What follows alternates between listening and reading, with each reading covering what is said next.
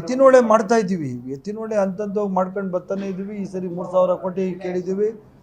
ಕೋಲಾರ ಭಾಗಕ್ಕೆ, ಚಿಕ್ಕಬಳ್ಳಾಪುರ ಭಾಗಕ್ಕೆ ಮತ್ತು ಬ್ಯಾಂಗ್ಳೂರ್ ರೂರಲ್ ಜಾಗಕ್ಕೆ 3 ಜಿಲ್ಲೆಗಳಿಗೆ ಕುಡಿಯುವ ನೀರಿನ ವ್ಯವಸ್ಥೆಗೆ ಅಂತಲೇ ಮಾಡ್ತಾ ಇರೋದು ಎತ್ತಿನೋಳೆ. ಆ ಎತ್ತಿನೋಳೆಗೆ 3,000 ಕೋಟಿ ಈ ಸರಿ ಕೊಡ್ತೀನಿ ಅಂತ ಹೇಳಿದ್ದಾರೆ CM. ಎತ್ತಿನೋಳೆ ನಮ್ದೇನು ಕಮಿಟ್ಮೆಂಟ್ ಇದೆ ಅಂತಂತೂ ಮಾಡ್ಕೊಂಡು ಬರ್ತಾ ಇದ್ವಿ. ಎಂಡ್ ಬಂದು ನಮ್ಮ ಕೋಲಾರ ಎಲ್ಲ ಕೆರೆಗಳಿಗೂ ಕುಡಿಯೋ ನೀರಿನ ವ್ಯವಸ್ಥೆಯನ್ನು ಮಾಡುವಂಥ ಬಾಧ್ಯತೆ ನಮ್ಮ ಸರ್ಕಾರ ಮಾಡ್ತಾ ಇದ್ವಿ. ಆರಾಮ್ ಇಟ್ಟು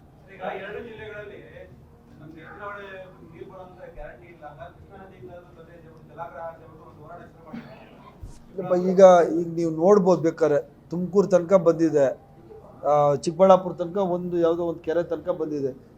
ಪ್ರಾಜೆಕ್ಟ್ ಗೊತ್ತಲ್ವ ನಿಮಗೆ? ಅಷ್ಟು ದೂರದಿಂದ ಹೆಚ್ಚು ಕಮ್ಮಿ ಎಷ್ಟೈದು ಕಿಲೋಮೀಟ್ರ್, 250-300 ಕಿಲೋಮೀಟ್ರ್ ಇರ್ಬೇಕು. ಅಲ್ಲಿಂದ ನೀರು ತಗೊಂಬರೋದೇನು ಸಾಮಾನ್ಯ ಕೆಲಸ ಅಲ್ಲ.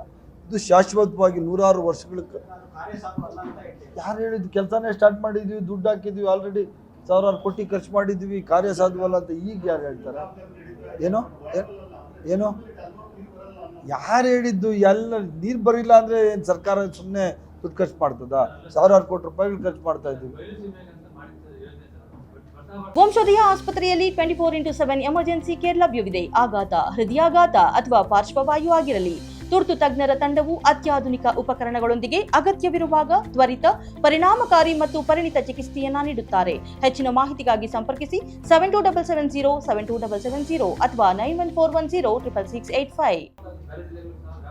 ಬೇರೆ ಜಿಲ್ಲೆಗಳು ಆ ದಾರಿಯಲ್ಲಿ ಯಾವ್ದು ಬರ್ತದೆ, ಆ ನೀರು ಎಲ್ಲಿ ಬರ್ತದೆ, ಆ ಅಕ್ಕಪಕ್ಕದ ಜಾಗಗಳಲ್ಲಿ ಕೆರೆಗಳು ತುಂಬಿಸ್ಬೇಕು ಅಂತ ಅವ್ರ ಬೇಡಿಕೆ ಆಗಿತ್ತು.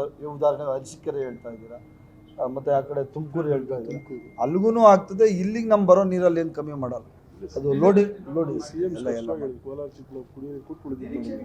ಕಳೆದ ಸರ್ತಿ ನಾವೇನು ಕ್ಯಾಬಿನೆಟಲ್ಲಿ ತೀರ್ಮಾನ ಮಾಡಿದ್ವಿ, ಯಾವುದೇ ಜಿಲ್ಲೆಗೆ ಕೊಡ್ತೀವೋ ಬಿಡ್ತೀವೋ ಗೊತ್ತಿಲ್ಲ, ಕೋಲಾರ ಜಿಲ್ಲೆಗಂತೂ ಎತ್ತಿನೋಳೆಯಿಂದ ಕುಡಿಯುವ ನೀರಿನ ವ್ಯವಸ್ಥೆಯನ್ನು 100% ಮಾಡಿ ಏನೇನು ಈಗ ನಾವು ಬರೀ ಆಶ್ವಾಸನೆಗಳು ಕೊಟ್ಟು ಹೋಗೋದಲ್ಲ, ಮತ್ತು ಅದ್ರ ಜೊತೆಯಲ್ಲಿ 150 ಕೋಟಿ ರೂಪಾಯಿಗಳು ಕೋಲಾರ ತಾಲೂಕಿಗೆ ಕೊಟ್ಟಿದ್ದೀವಿ.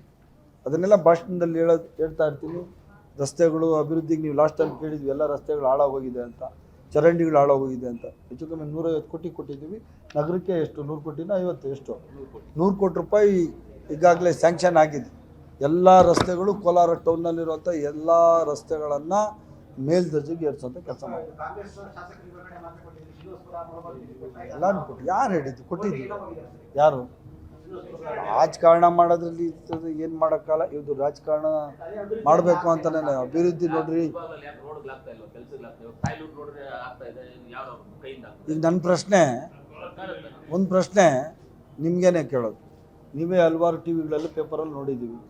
ಮುಳಬಾಗಿಲು ಶಾಸಕರು, ಶ್ರೀನಿವಾಸಪುರ ಶಾಸಕರು ತಗೊಂಡೋಗಿ ಆರೆ ತಗೊಂಡು ಹೊಡಿತಾ ಇರ್ತಾರಲ್ಲ, ರಸ್ತೆಗೆ ಪೂಜೆ ಮಾಡ್ತಾಯಿದ್ದೀವಿ, ಚರಂಡಿಗೆ ಪೂಜೆ ಮಾಡ್ತಾಯಿದ್ವಿ, ಶಾಲೆಗಳಿಗೆ. ಯಾವ ದುಡ್ಡದು? ನಮ್ಮ ಸರ್ಕಾರ ಕೊಟ್ಟಿರೋಂಥ ದುಡ್ಡೇ, ನಾವೇ ಕೊಡ್ಬೇಕಲ್ಲ. ಮತ್ತು ಯಾರು ಸ್ವಂತ ದುಡ್ಡು? ನಾನೇನು ಸ್ವಂತ ದುಡ್ಡು ಹಾಕೋದಿಲ್ಲ.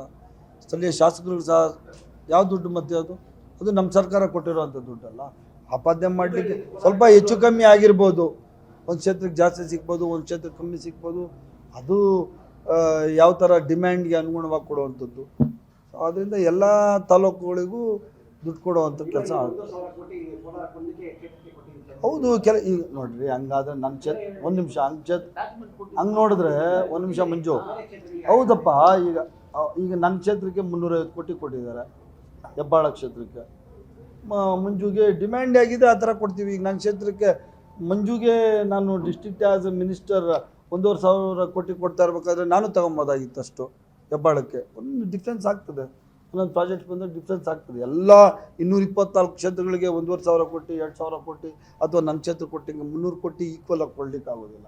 ಯಾವ ಥರ ಡಿಮ್ಯಾಂಡು ಆ ಥರ ಸಪ್ಲೈ.